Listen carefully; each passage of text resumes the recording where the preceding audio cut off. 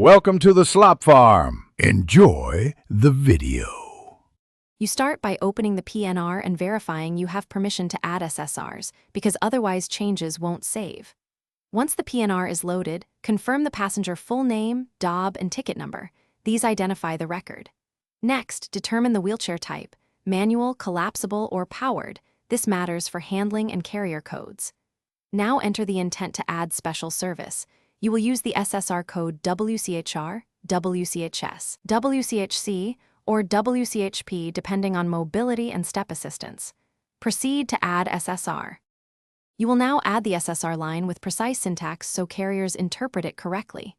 Type the SSR with code, quantity, carrier, flight, date, city pair, and the passenger name reference. Include ticket number if required. For powered chairs, add battery type and weight in the remarks. This prevents mishandling.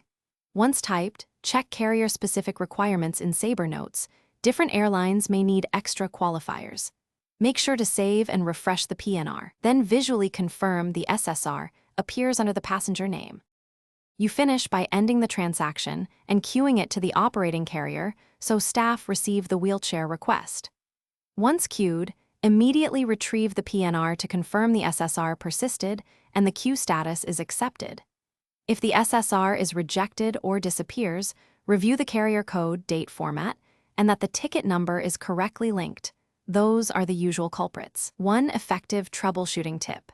Reconcile changes by viewing the PNR in Sabre's airline view or calling the carrier operations desk to ensure onboard handling is scheduled. Thanks for watching. Consider subscribing if we helped you today.